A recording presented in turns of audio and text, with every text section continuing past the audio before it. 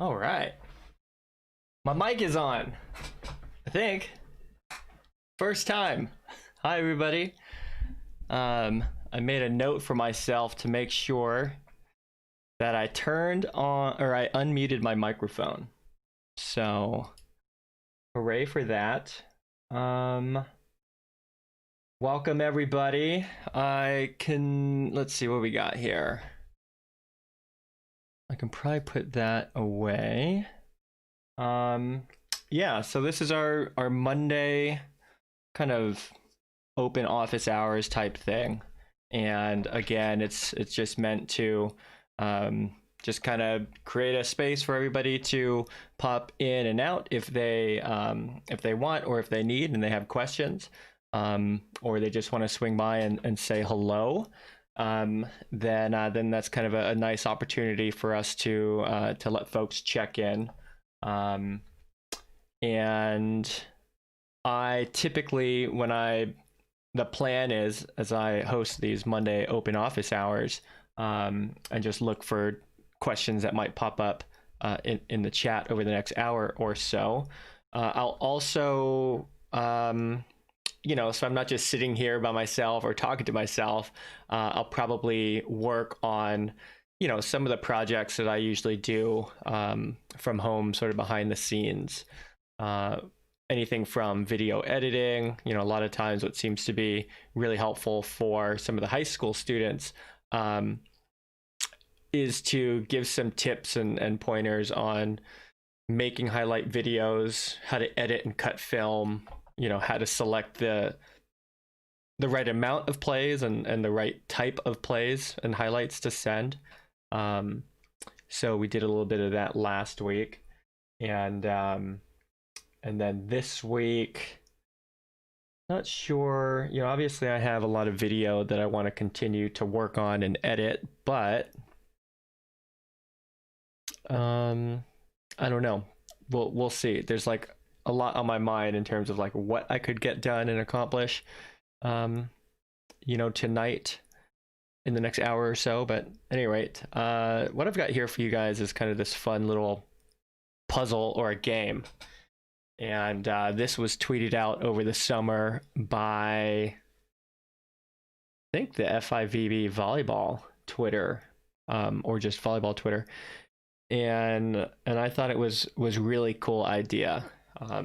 It's a fun little game, it's puzzle. Obviously, there's a lot of possibilities in terms of where the ball could be, but that is the game. And I won't give any answers away here right off the bat. But if you want to play, you're welcome to, and you can go ahead and just put your answers into the chat. Some of you might have already seen this too. If you follow me on Twitter, I also retweeted this out along with my answer, but that was several months ago. So, and I was able to find the picture, like the actual picture that has the answer. However, I don't know what I did with that photo. I wonder if it would be on, if I saved it to one of my cloud drives. Like, that would be really useful if I did. Anyway, I'll look for the picture too. If I find it, I will definitely post it. Like, I'm just looking for it right now in one of my drives, but I don't see it there.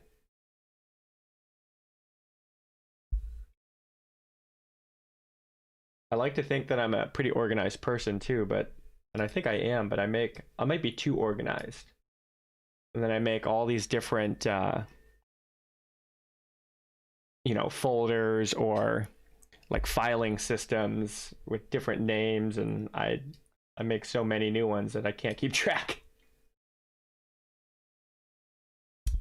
So, in the presentations?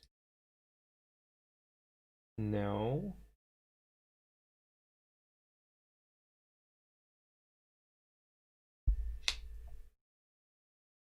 What's this game?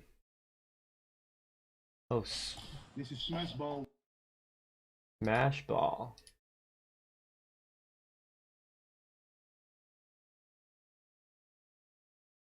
Smash ball is kind of a fun looking game for little kids. I'll show you guys what I'm watching here. Yeah, so it's a little game called Smash Ball, what this guy calls it anyways.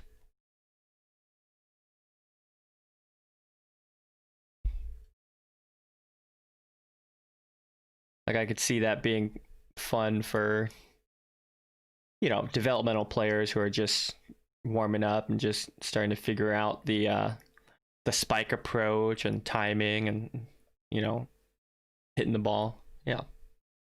Fun little game. All right, let's keep looking for like where would that picture be?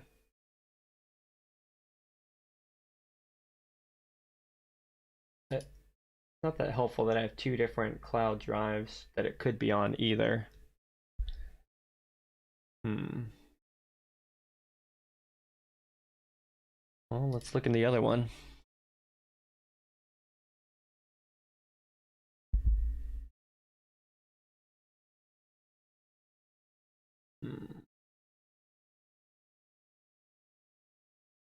Not seeing it. Well, that's okay. Oh, is that it? Ah, I found it. Okay, it was on my drive. Perfect. Perfect. Okay. Let me rename this file so it's easier to find. Rename.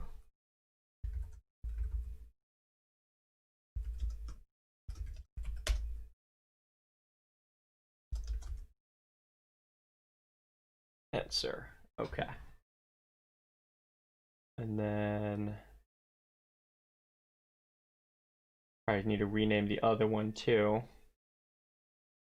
Hang on here. Well, I'm just renaming this. Volleyball puzzle. Where's the ball? Okay, cool.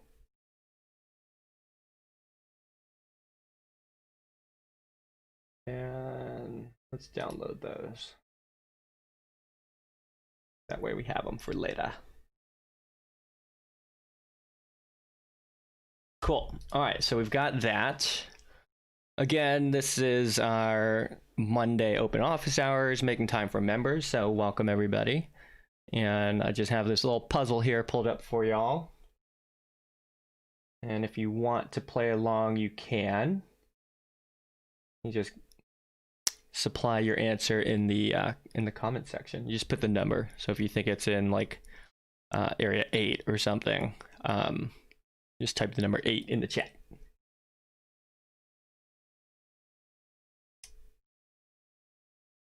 Let me access my downloads. Oop, don't be the answer. Okay. Not, it's the question. So I can put that there and probably close that presentation. Yeah. Cool.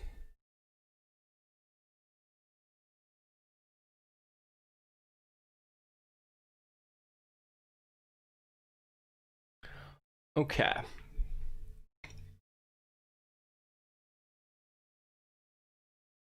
Looking here, what else we got?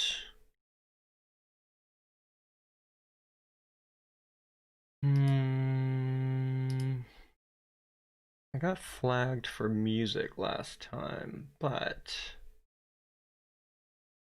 desktop audio is not too high. I'll leave that off for now.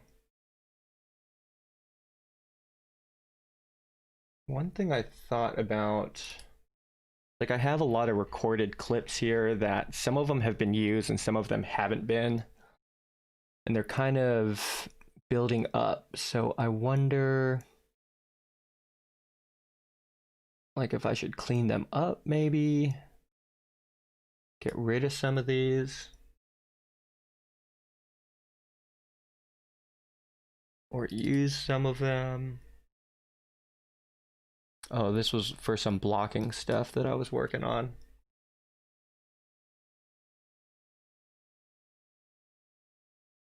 Oh, in middle transition, yeah. That was a while ago. What was that? Recorded those mid-December. I don't think I ever made those videos either. Who's this one? Yeah, so I thought about doing sample videos of different levels of play.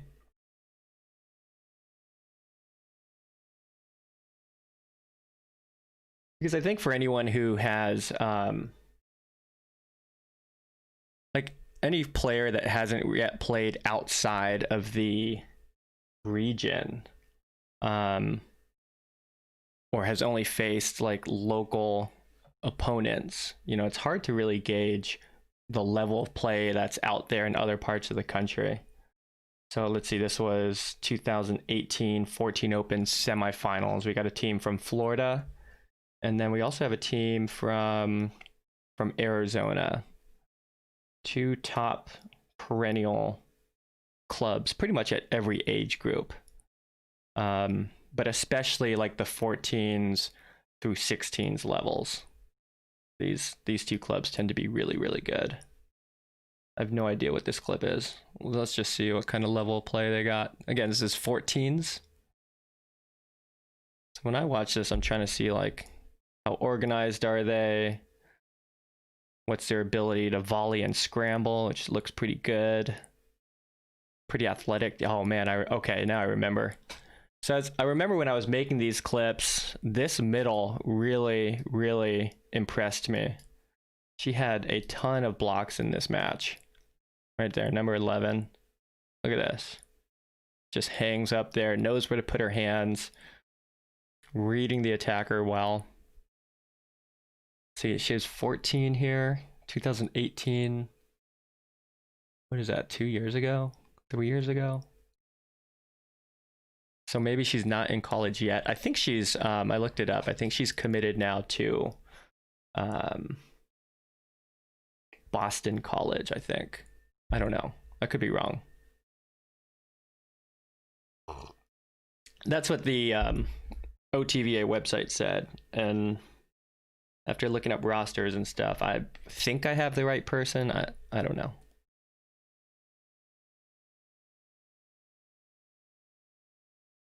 Is there no block here? Oh, nice turn. Yeah, okay, so I know why I took this clip. I watched this whole match. I think it was a 2-setter.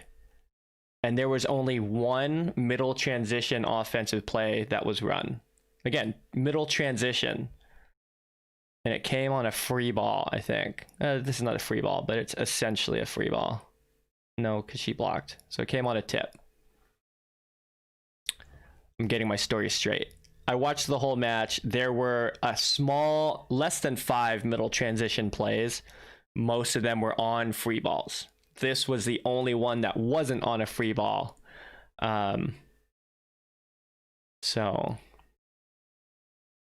I remember I thought this was important to kind of point this out when I pulled this clip, was because I feel like we spend a lot of time working on middle footwork and transition and getting available and timing. And it's just a really small part of the game for this level and at this speed. Okay, so if this team would maybe didn't run like a true quick, let's see, that's, you know, for 14s, I would say that's a true quick. If they ran more of like a 1.5 or a 2, they'd probably run it a lot more. But that's not what they're trying to do, I guess. Yeah.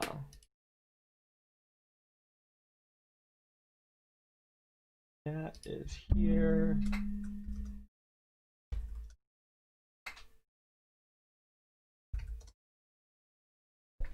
Okay, that's connected.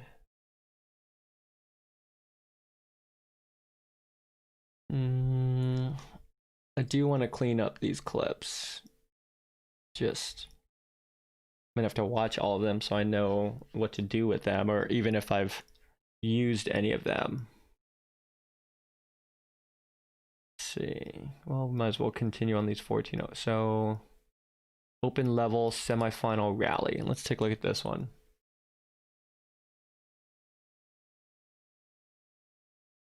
Just wondering, could make my,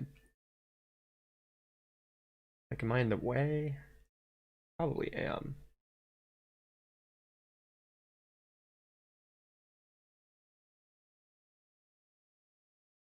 I move this up like that. Okay, then I'm at least not in the way of the outside. Holy cow. Pretty athletic swing. Nice dig, too. Look at where that libero came out of.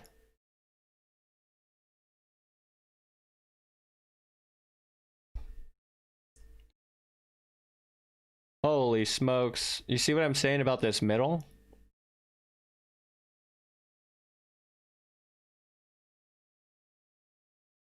"14s, you guys.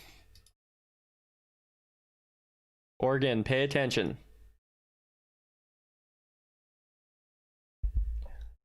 We got a lot of work to do to get our kids playing at this kind of a level. At 14s.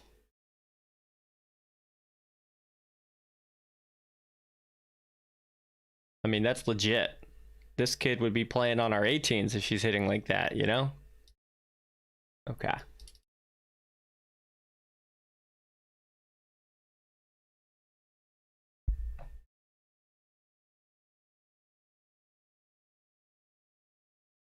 It's a nice high swing.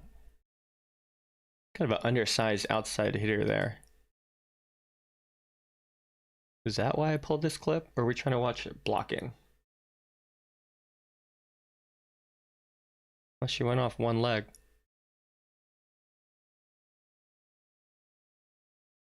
Look at that. Man, so athletic.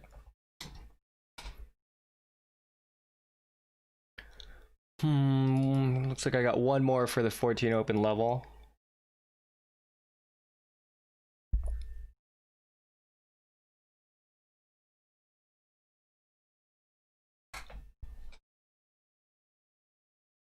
Yep. I want to try to get our 12s running slides. Maybe they're not going to run it like that, but they've got to start early. Okay. I wonder if I ever made... Did I ever make this video? I don't know if I did. Let's see here.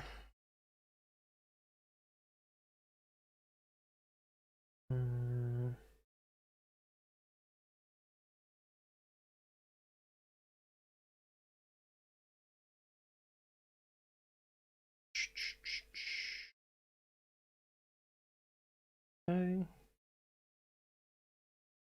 Comments.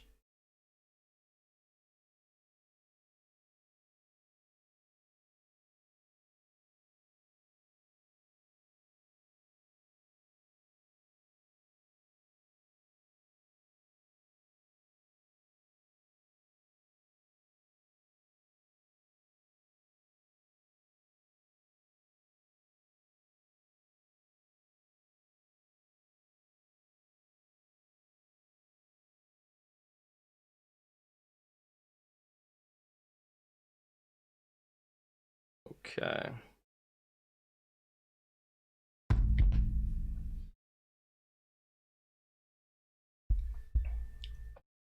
I'm not seeing, let's see, club level demo clips.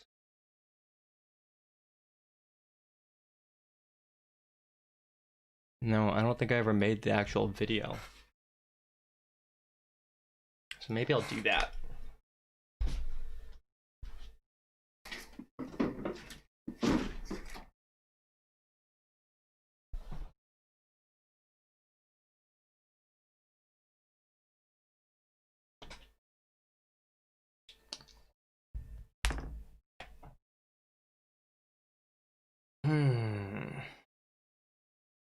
Cool.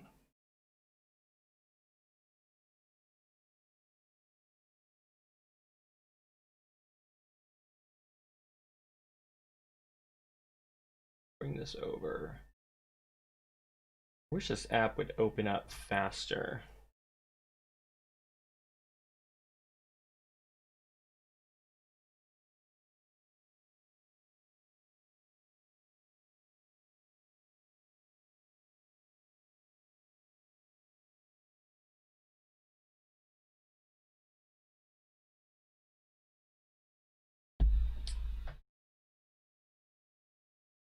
Okay, new project.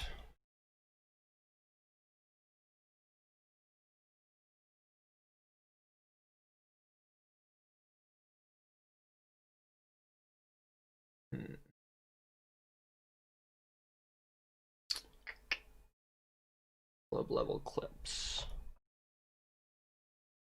So over here too. All right.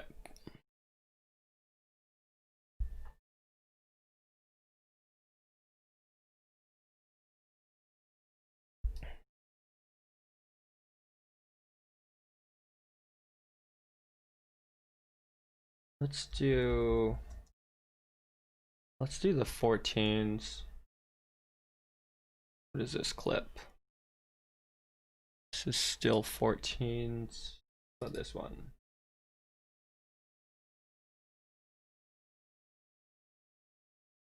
Oh, this is really hard to see, but they call a double here. So super tight out of system set.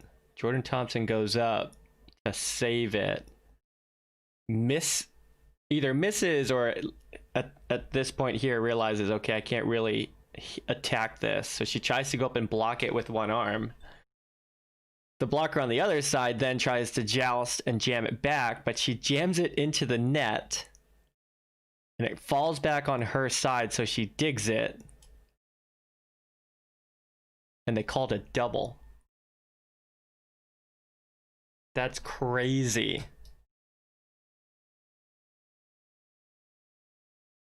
I saw this clip like a day or two after I had just emailed one of our head referees this question about blocking and when it's a double or when it isn't. You know, like the question was on overpasses. Okay, so you get an overpass, or you give your opponent an overpass, and then the other team, one of the players, jousts it back but messes up, kind of like this, and then plays it a second time. I asked him like why that's not a double, right? Because it was a kill attempt followed by a dig, and no one else touched it in between those two contacts. They always say it's in the judgment of the first referee as to whether or not the player was trying to block the ball or attack the ball. I'm just not so convinced that. Well, it's obviously not that simple of a thing, but at any rate, what do I got here? 1, 2, 3, 4, 5, 6. Yeah, okay.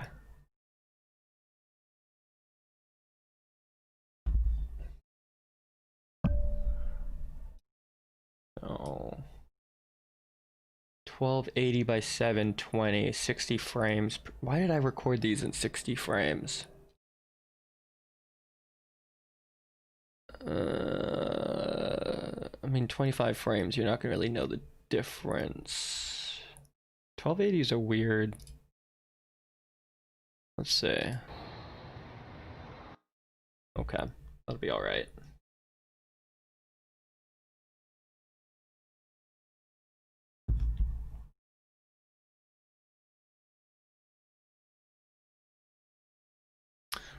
Okay.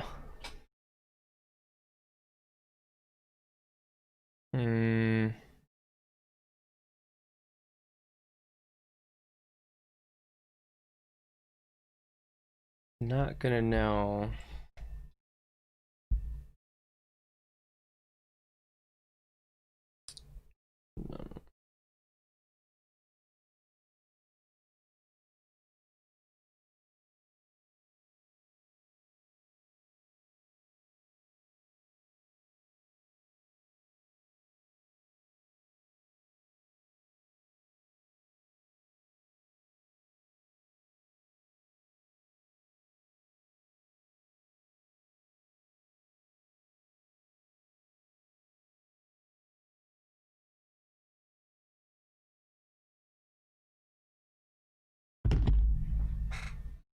Okay.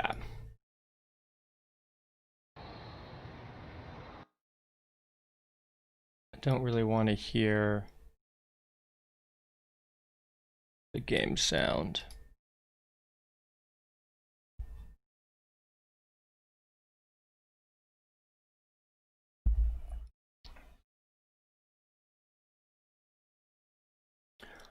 You guys think that was a designed play? Yeah, it was. There was a design play on the rip, and you can tell because how far inside this hitter is beginning her approach before the ball is even at the setter. Typically, an outside hitter is going to take off with their feet on this sideline is usually how it works out. So their approach is either on or just left of the sideline.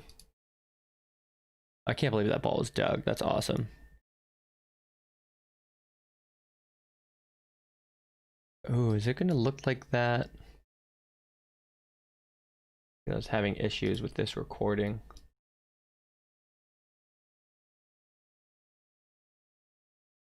Close this gap.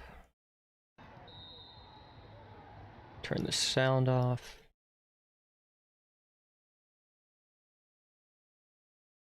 See that screen tearing? That's happening because the frame rates aren't matching up. Which means it's probably going to be there when I export this video too.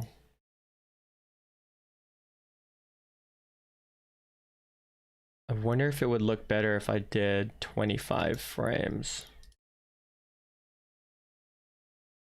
Can I change it back?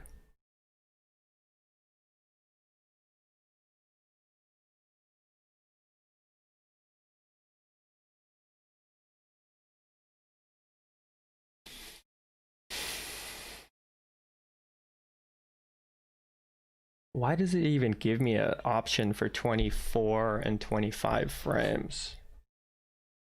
What if we did 30 frames?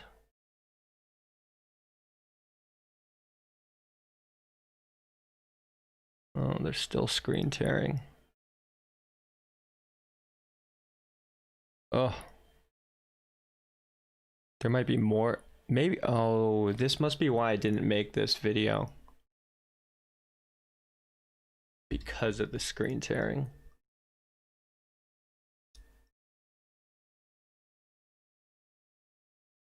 Ugh. Which is really,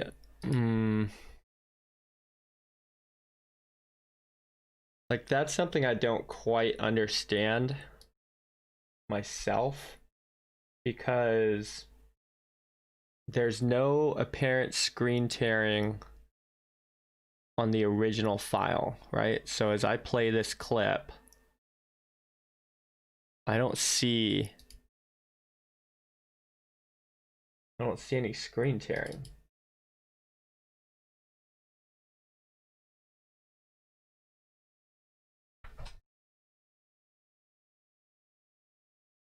See, there is none.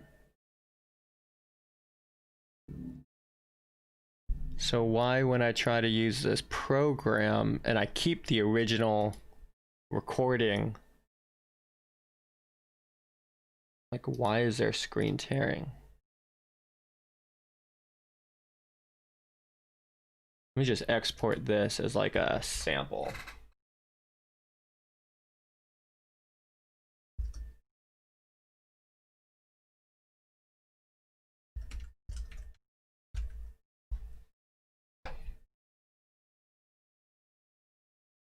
I have a feeling it'll be there.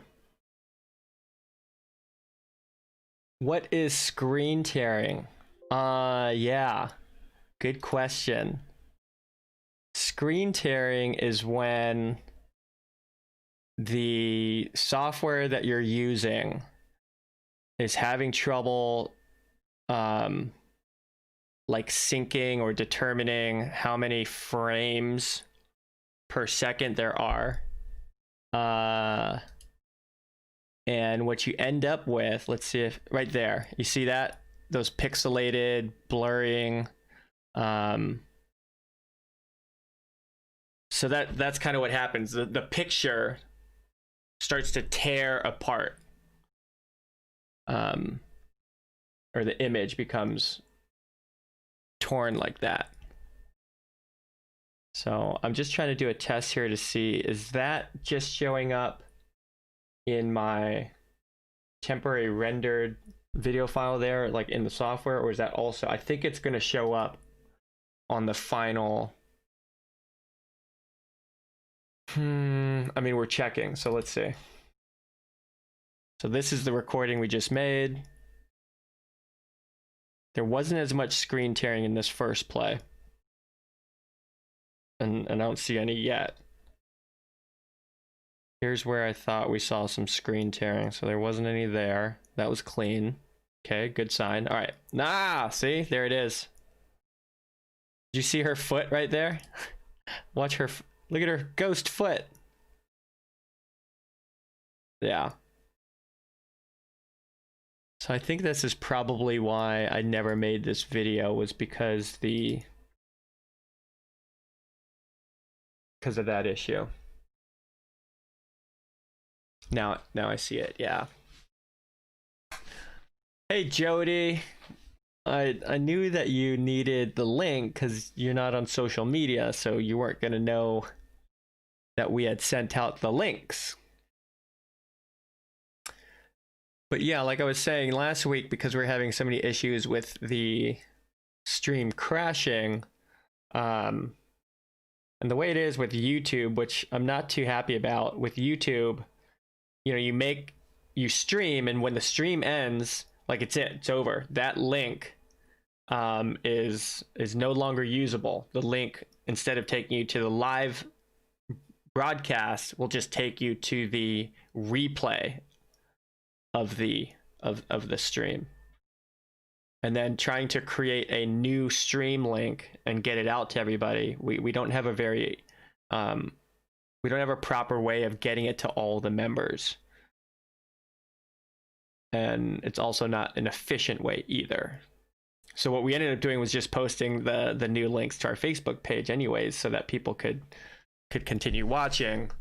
And so I figured, if I post the original link on social media, then if I have a crash, instead of me having to contact, you know, Courtney and other administrative staff to try to like get the new link to everybody, I can just post the new link in the comments of the original post, and then people would be able to find it. So it's faster, it's streamlined, and it doesn't require that I like quickly reach out to like Courtney, for example, and say, you know, help, stop what you're doing and send this new link out. That's why we did that. I don't know what to do. I want to make this video, but I can't have the screen tearing. All right, the first clip didn't have any tearing, so maybe some of them are going to be okay. Nope. Okay, I could just edit that first part out. Nope. Okay, gives up a free ball.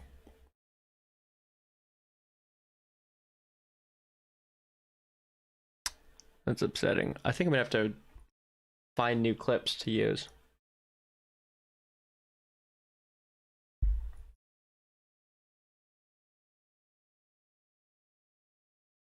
Oh, Jody, by the way, you're gonna have some video for me, aren't you?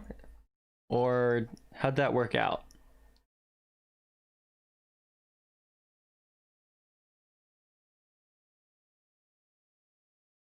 Oh, I think I'm gonna strike out with all these clips.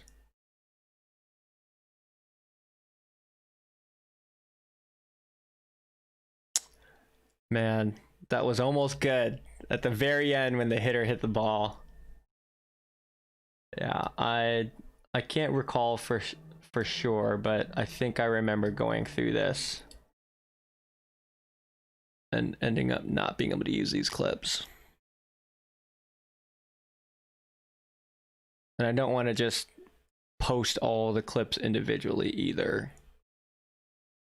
Because then like I pay for YouTube, like whatever their premium service is. It's like $12 a month or whatever. But then I don't have to watch any commercials. But for other people who don't pay for YouTube, you know, I always feel bad if I post like a 20-second video, but you have to watch a 30-second ad before you can even watch. Jody, do you even have to watch ads on my YouTube videos? I don't have ads like set up, so I would hope not.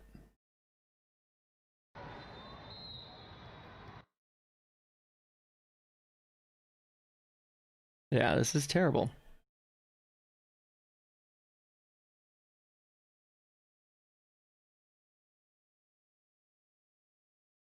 That was like the only other time they ran middle in transition. Score is 19-7. Ugh. Okay. So we can't do that. I can't make this video.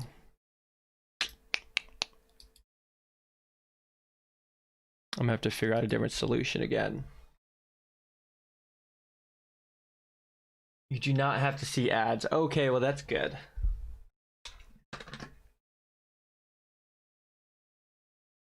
Yeah, I watched so many videos on YouTube. I think last year I finally said, okay, forget it. You got me. I will give you $12 a month. I don't have to watch any more ads.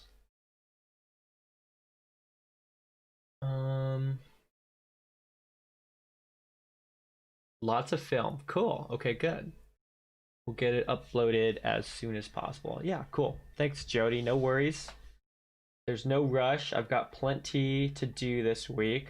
So, yeah. Don't worry about that.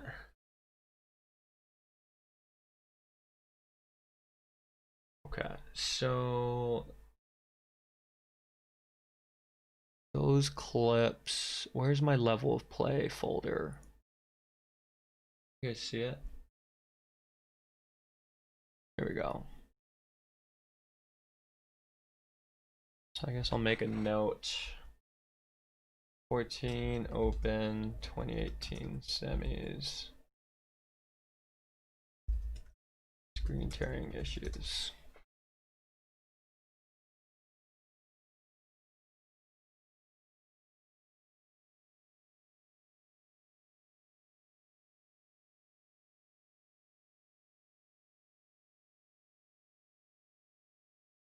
Ah. Okay, come on. Give me a break here.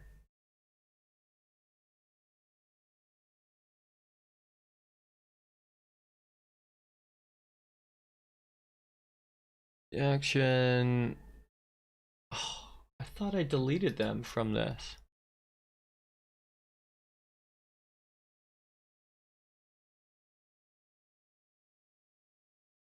Okay. What is this clip? Middle transition, right? Okay.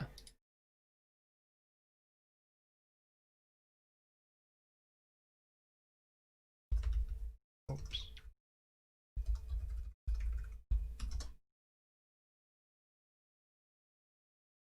Okay, these were good clips. I have no idea who this team is. But, oh, maybe it's Houston. No. There's a Houston team? No.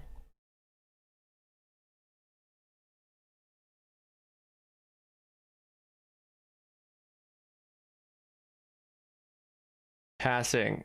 Oh, that could be a Houston team on the other side. Overcooked. This is when your setter sets the ball too far. I like that really quick release though.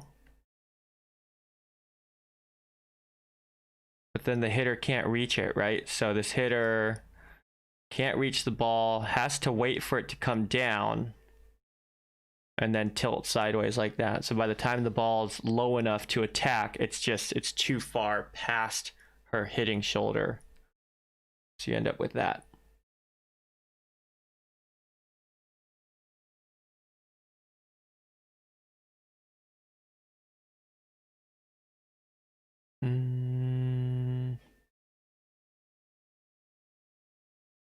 Solid pass.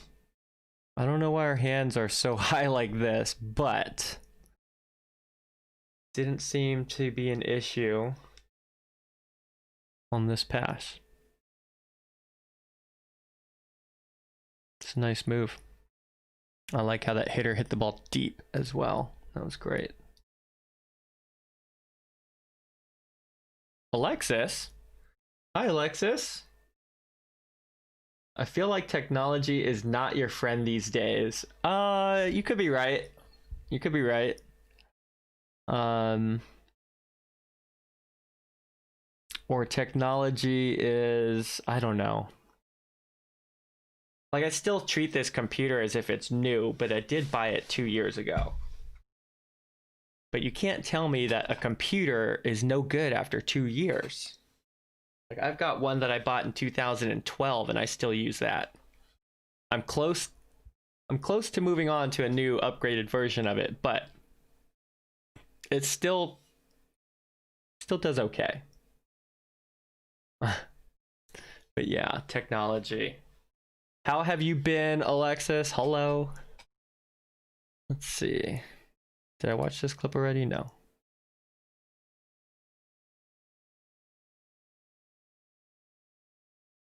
I like it. Look at that. Little tight on the pass, but I don't know if it really... Yeah, probably couldn't back set there for sure. But she could have gone middle. So she still had some good options. Maybe it ages in dog years.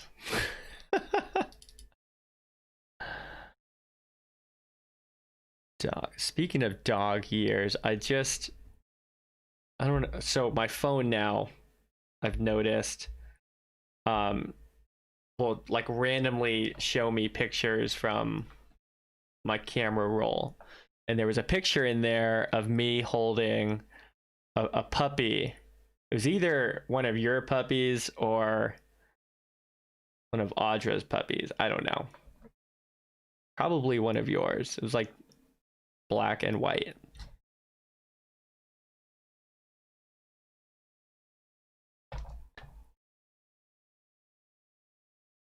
Anyway, I laughed because I'm sure that dog now is still a puppy, but huge.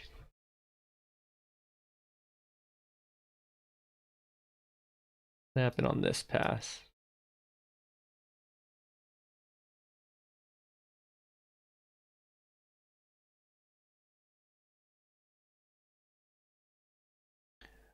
That's a little high. My guess is, this ball definitely had some pace. It was nice and flat.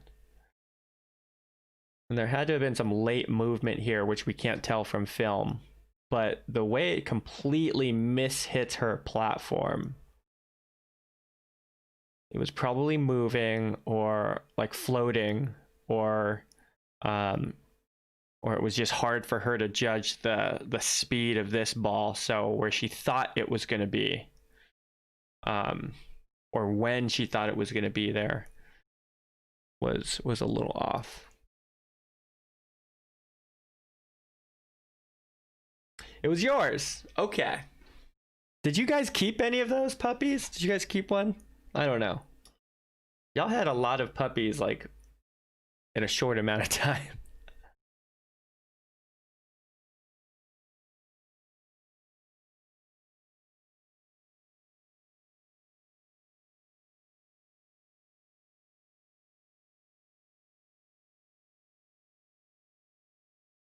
Alexis, how do you think this setter did on her reading the serve and pass?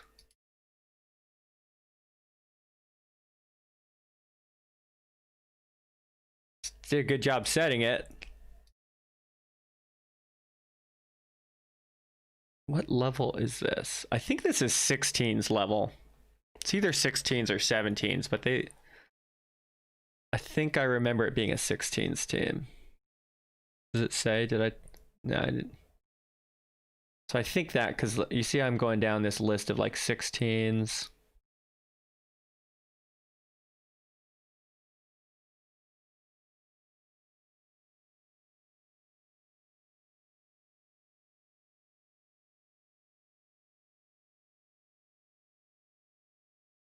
I'm telling you, get your arms together sooner. It'll be easier.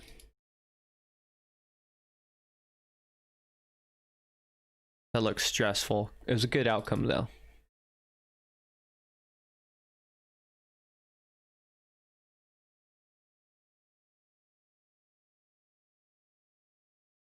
I have a problem with I don't know why I have a problem with this, but like with the hands out like this.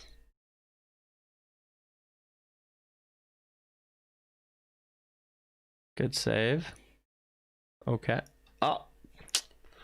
Looks like I was just trying to get passing clips. My mom says no. She went to the passer instead of staying at the net a little longer. Yeah. Yeah. Which one was that? Was that this one?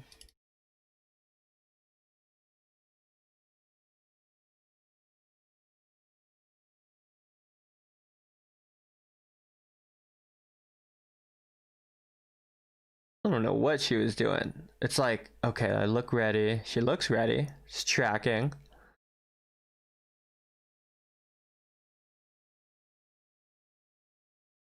Well, that's how you know she wasn't tracking. It's like, oh gosh, here's the ball. Good set though. Difficult moving backwards like that. Not easy. Good shoulder tilt. Oh, block out.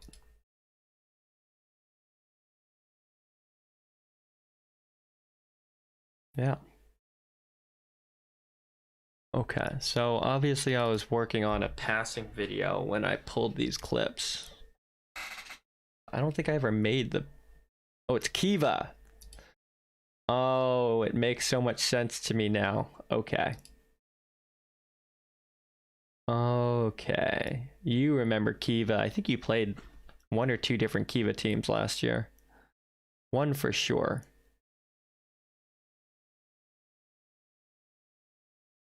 Like, how does that happen?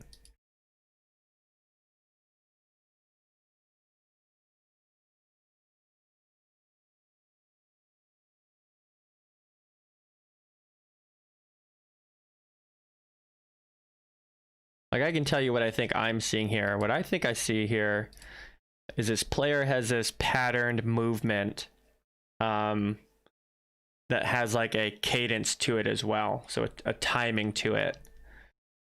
And when this ball gets served faster than what she's used to, then what happens is her movement pattern and timing, shuffle, shuffle, pass, or whatever it might be. You know, 1, 2, 3, pass, whatever the timing and cadence is. You know, it's like I'm completing my movements before I actually contact and pass the ball, and then the ball hits you before you're ready. There's another player who plays for Stanford who I think has a very patterned and a very hard to break cadence to her movements, and she's a hitter. And that's Kendall Kipp, who plays... Last time I saw her play, she was playing outside. But she has like a very patterned gallop sort of like approach.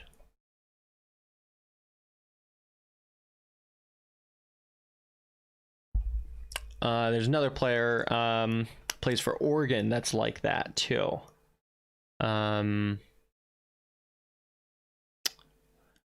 One of the outsides, I think it's Brooke. Very patterned. And what I mean by pattern is like set in a particular movement cadence where your approach needs to be coupled to the timing of the play. So like the timing of this serve, right? So if we're performing this continuous read, you know, we should be picking up on this specifying information of direction and speed, and then we would couple our movement response or our coordinated movement control, our actions would be coupled to the speed of the serve.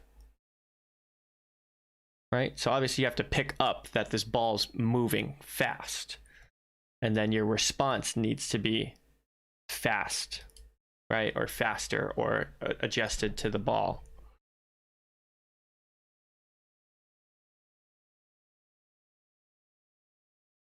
KPM is effective though. KPM? What's KPM?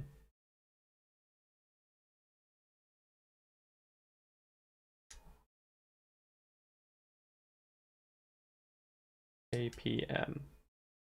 Jody, what is that?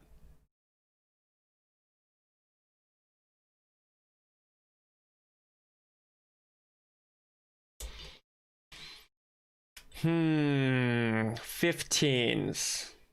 Alexis, you would be you're a freshman now. This would be, let's see what 15 open level looks like. I only have a few clips of these. This looks like Mad Frogs.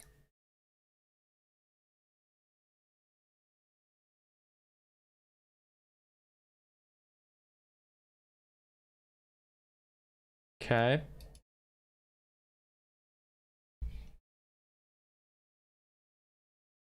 I'm not all that impressed.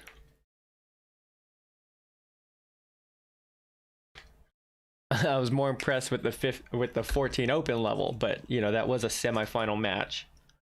So this appears not to be at JO's. At Stanford. KPM, is that her nickname? I was talking about Kendall Kipp. Is her nickname KPM?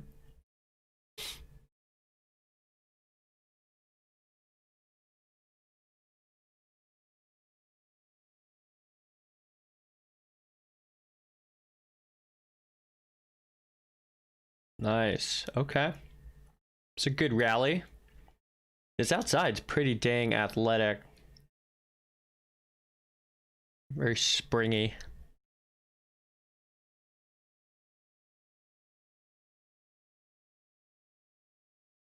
This does say 15 open level, but I swear this looks like a qualifier.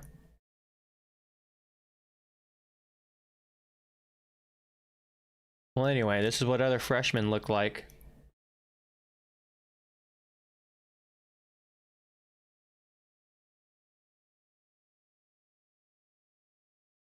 I love the competitive intensity and emotion that good competition, good effort, good plays can bring. I love it. I miss it. Look at them. They're fired up. Back when you could high five each other.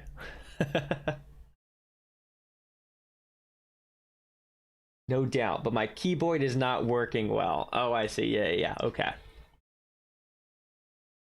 Gotcha. Now I know what you're talking about.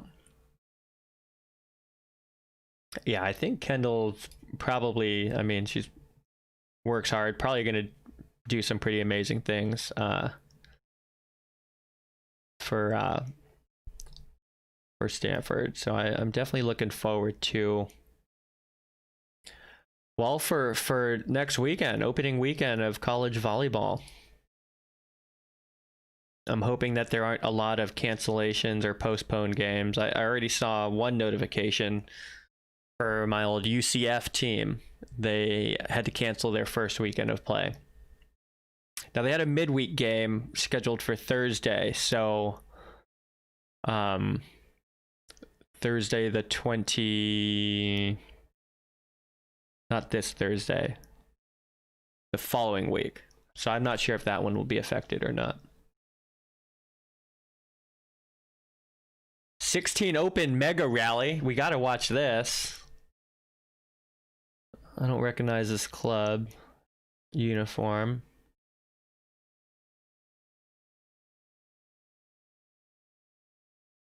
Okay, take the setter out. Good.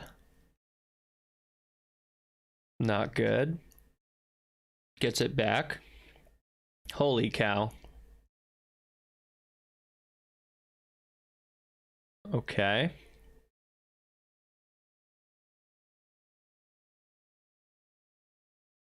Yeah, this is a mega rally. Outside's getting tired. Losing her legs a little bit. The rotation defense seems to be working.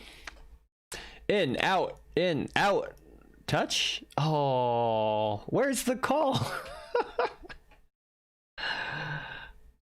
Why do I do that? Where's the rest of the play?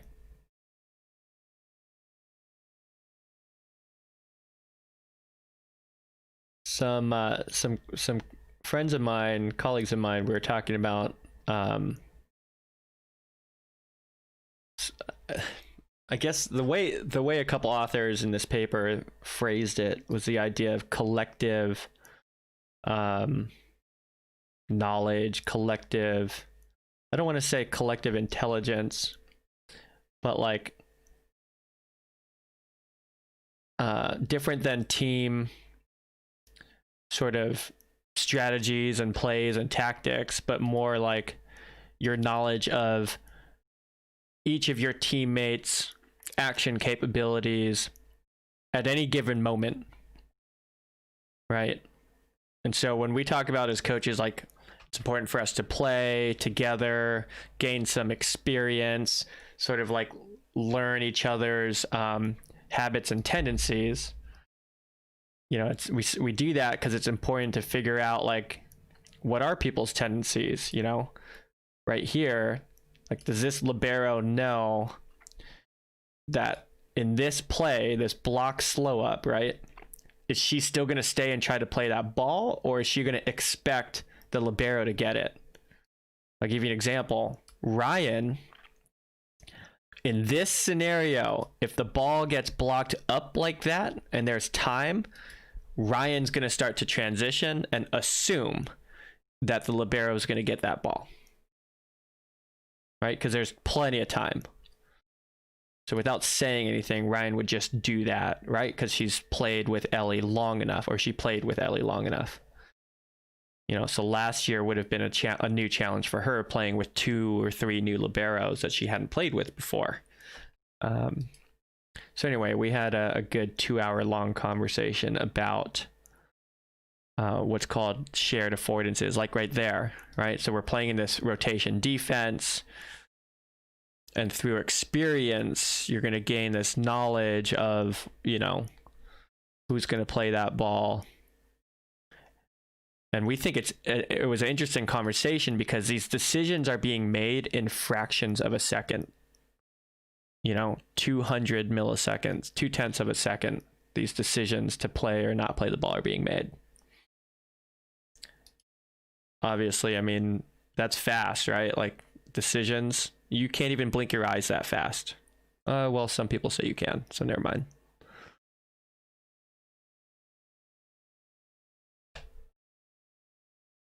I've been hearing about scrimmages taking place between colleges. Yeah. So there have been exhibition games and scrimmages going on. I'm sad that they haven't posted video of that, you know? I mean, I get it. It's an unofficial game, so why would you want to give your first opponent on your schedule like game footage? I think that's kind of lame. You want people to spectate and watch your sport, right? Like, eventually that's how you build a fan base. That's how you build interest. That's how you potentially could, you know, for collegiate teams, gain some TV contracts. And everyone has video and film anyways, and when you're able to game plan and scout, like, it just makes your product better. If both teams, instead of having to look up, well, who's still on the roster, like, here's what's going on right now. Okay, this is, you might find this interesting. Right now, scouting coaches are trying to scout and prepare for who they play first on their schedule, but there's no video to go off of, right? Because every year the teams are different. You graduate some players maybe move around different positions, you bring in transfers or new recruits. So even though you have video from last year, it doesn't do you a whole lot of good. Okay, even if it's a returning player, right? You know, like Paige Whipple, for example, you know, she's a senior, so there's lots of video of her, right?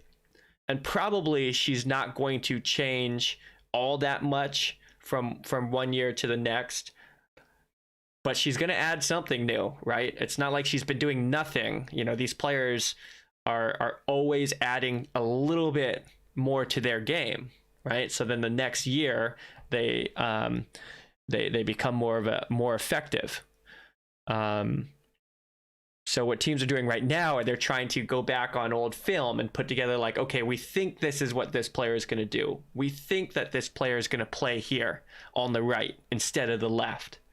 You know, you're searching through social media and different archived news articles to see, like, has anybody been injured, right?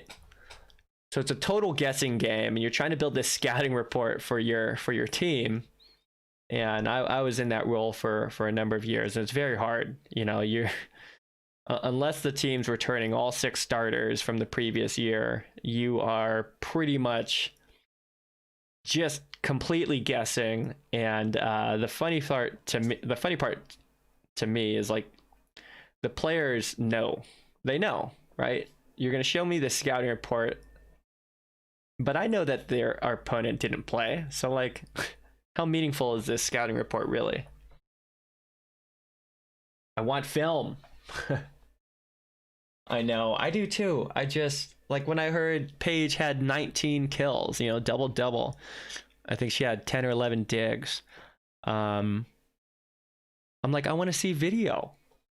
Those are great numbers, great stats, but we want to watch the play. Approach, footwork, and attack. Look, even the setter does. Maybe that's a thing now. I don't know. Nice pass.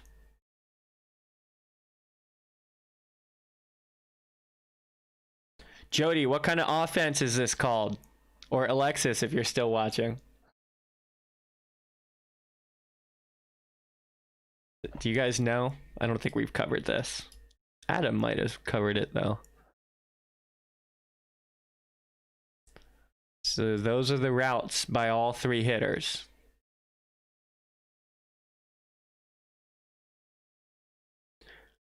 We got 2 hitters going behind the setter, 1 hitter staying in front. Maybe I should make it a multiple choice. I'll make it multiple choice.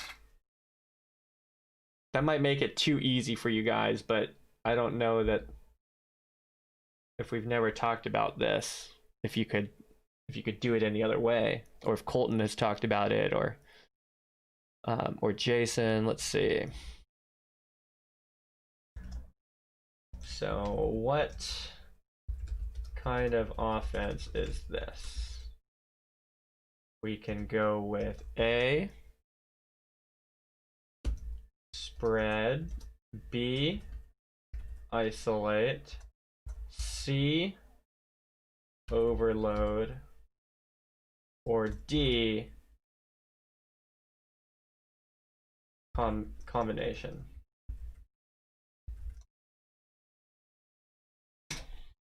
All right, there's your multiple choice.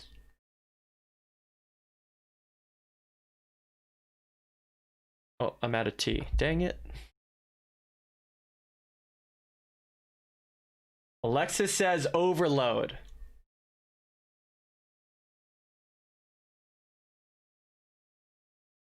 Why? You might be right.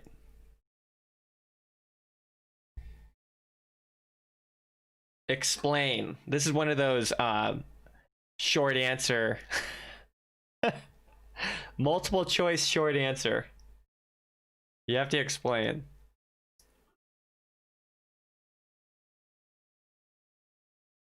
I might not have asked a good question.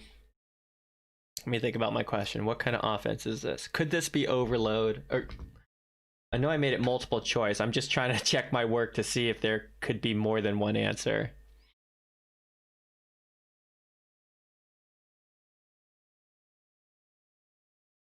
Yeah. I'd like to hear Alexis's explanation if she wants to give one. She doesn't have to. So if she's too busy, I can go ahead and give the answer, but I'll wait.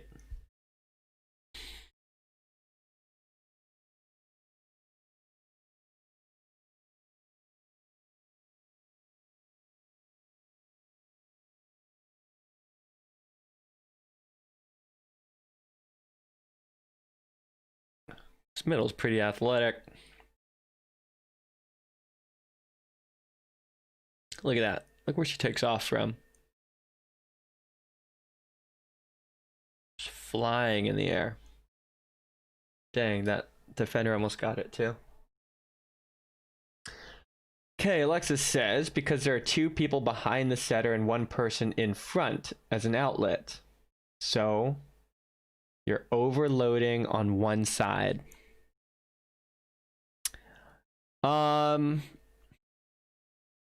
That is a fair point. And so far, what you're saying is not untrue.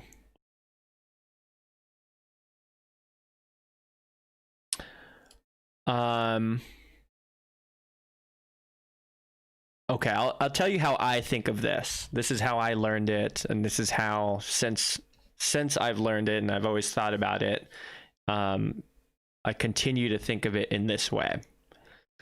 In overload offense, right? You're right. These two hitters in this 10-foot zone behind the setter would be overloading one area of the net.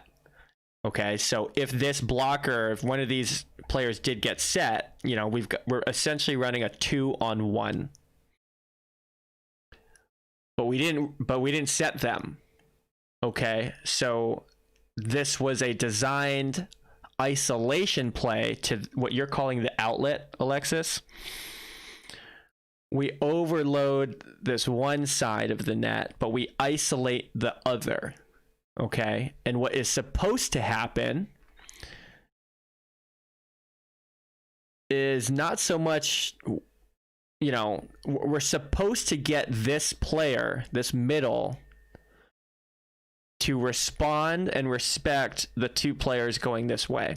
So we're at least hoping we'd get a hesitation, or this player would release and cheat that way, even just if it were one step.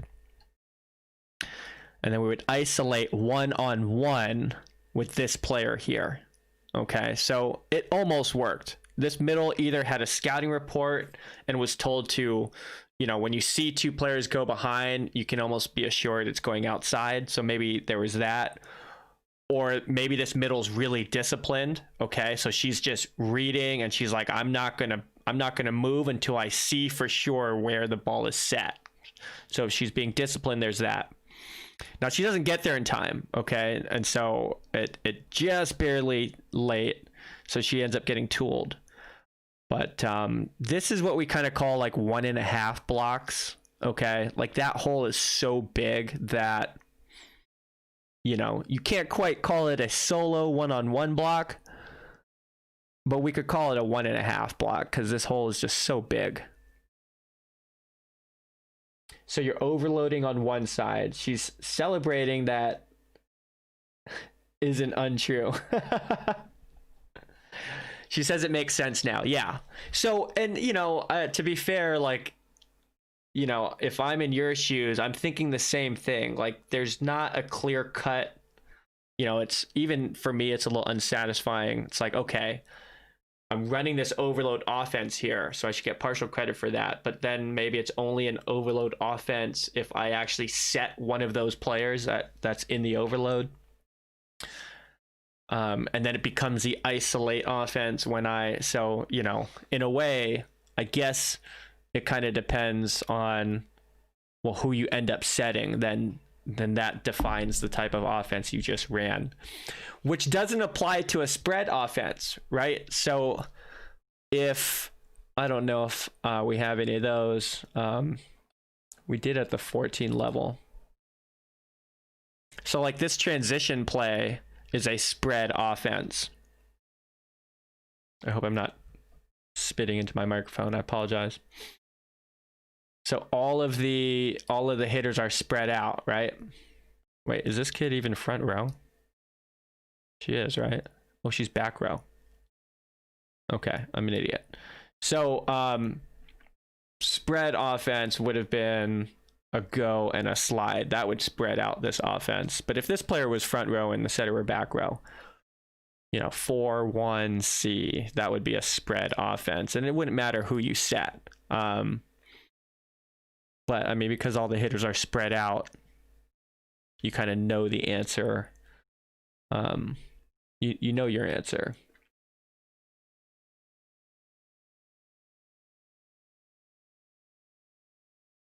What was the other one? A combination.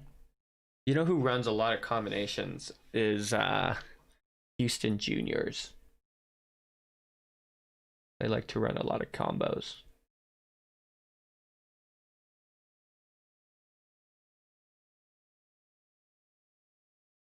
What other videos do I have here?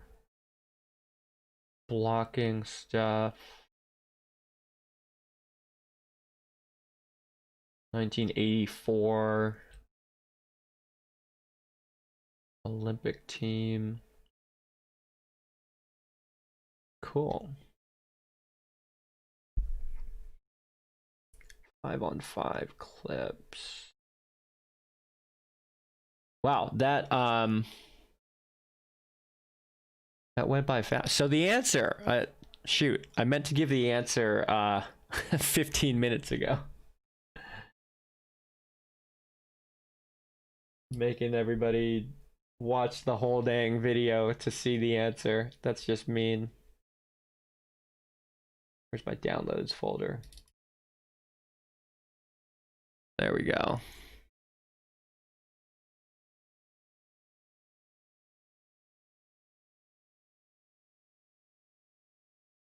How's that look?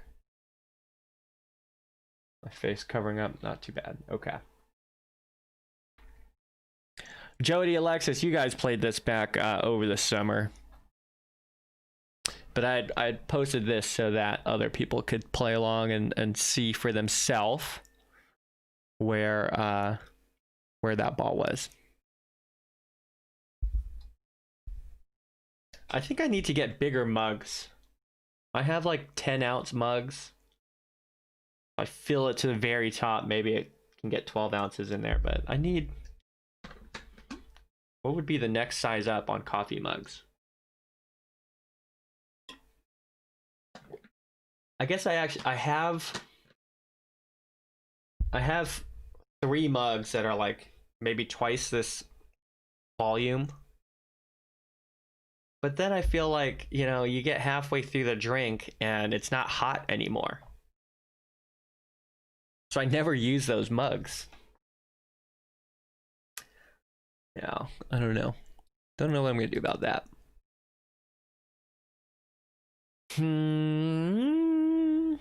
All right. Well, cool. That pretty much does it. I know that nobody either nobody had questions today, or they had contacted me separately to make appointments to get help on stuff. So again, if you guys need, you know, we talk about open office hours.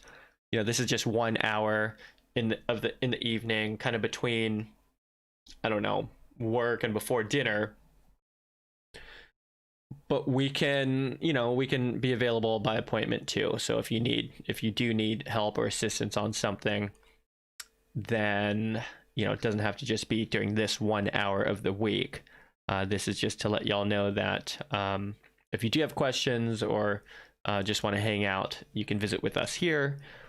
And if you have questions that maybe can't be answered on a live stream, or requires a little bit more privacy or whatever, then we can set up a separate appointment or Zoom call for that. Let's see, what do we got tomorrow? Tomorrow we've got Taco Tuesday. I'm pretty excited about Taco Tuesday tomorrow. Coach / chef Alicia is going to be in the house with us again. We were really excited to have her last week.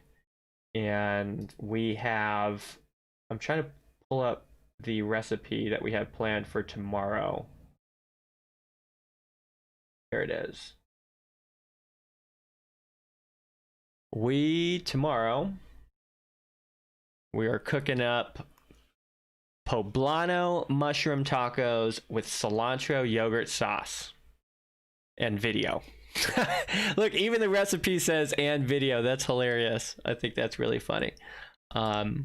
So we'll post the link to that. Again, we're going to continue to try to post these to our social media, and kind of just testing it out this week to see how it goes. I know that maybe not everybody has social media or signed up for all that, or even checks it regularly, but that's where we're going to put them for now. And if it seems like people would prefer the email way, then I'll have to figure out another solution. There is, if we continue to do this next week, there is another streaming platform that would allow me to, if the stream gets disrupted, I can just open up another stream again, and then it's, there's no like link for it necessarily. You just go to the streaming page and it's there.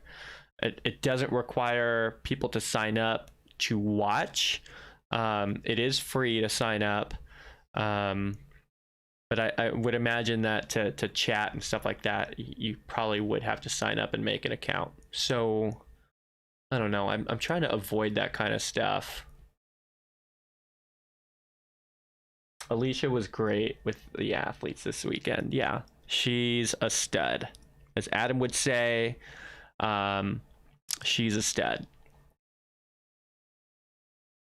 That's cool. I'm glad that that y'all enjoyed that and then got to know Alicia, Coach Alicia. Yeah, that's cool. I've only heard great things about her, as far as like the speaking of the chef and the kitchen stuff. And I believe her husband's a chef, so they've got some skill there, a lot of experience. So I'm excited. This is healthier than anything I would have eaten a year ago, but since I've been really good with my nutrition lately, I thought, well, might as well. Last week we did a healthier version of Crunch Wraps, and I thought maybe this week we would look at, I don't know how many vegetarians there are out there, but sort of a vegetarian option here. And of course, you can always substitute the main ingredients or proteins with anything you want. But we'll learn more from Alicia on that tomorrow. But boy, that looks good. If you don't like mushrooms, that's gonna look terrible. I don't like kale, but I know that it's healthy for you. So that's what's in store for tomorrow, I think. There were a couple other recipes that we looked at, but anyway, Adam's wife was the one who recommended this this half-baked harvest. And